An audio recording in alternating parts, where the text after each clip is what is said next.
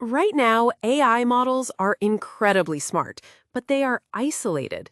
If you want an AI to read your private Notion docs, search your company's Slack, or query your local database, developers have to write custom code for every single integration.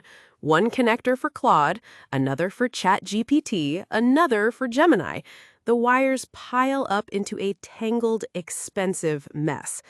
But what if there was one universal plug that connected any AI to any data source instantly?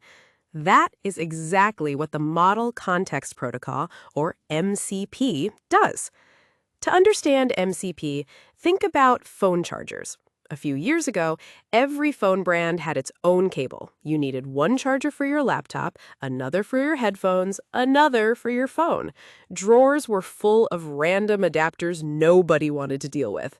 Then USB-C arrived. Suddenly, one cable worked across almost everything. MCP is basically USB-C for AI systems. It was created by Anthropic and released as an open-source standard. In simple terms, MCP is a universal set of rules that lets AI assistants securely connect to tools, apps, and external data sources. That sounds technical, but the benefit is simple.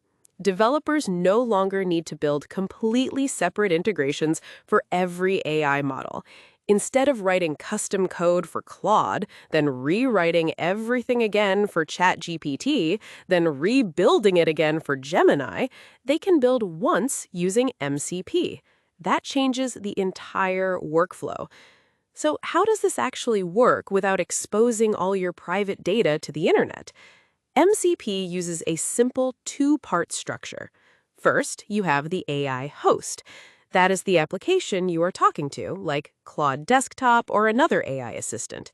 Second, you have the MCP server. Think of this as a secure adapter sitting close to your data. For example, imagine you want an AI to search files stored on your own computer. Normally, people assume that means uploading everything into the cloud. But with MCP, you can run a local file system MCP server directly on your machine. Here's what happens. You ask the AI a question, maybe, find the meeting notes from last Thursday. The AI sends that request through the MCP connection. The local MCP server checks your files, finds the exact information requested, and sends only the relevant result back to the AI. Your entire hard drive is not uploaded. Your raw files stay on your computer. The MCP server acts like a controlled middle layer that decides what the AI can access and what it cannot. That's the key idea. The AI doesn't directly own your data. MCP servers safely expose specific tools and information in a standardized way. And this is why the industry is moving so quickly toward MCP. Before MCP, every AI integration was duplicated work. If a company built a tool that let an AI book flights, access GitHub repositories, or query a SQL database, they had to rebuild those integrations separately for every major AI platform. Now, they can build one MCP server once, and any MCP-compatible AI can use it immediately. That creates something software developers love. Write once, run anywhere. It also unlocks AI agents. People keep talking about agents that can actually do tasks instead of just answering questions. But agents need tools. They need hands. They need ways to interact with files, apps, APIs, databases, calendars, and code repositories. MCP provides a standardized way to give those agents capabilities without rebuilding the entire connection layer every time.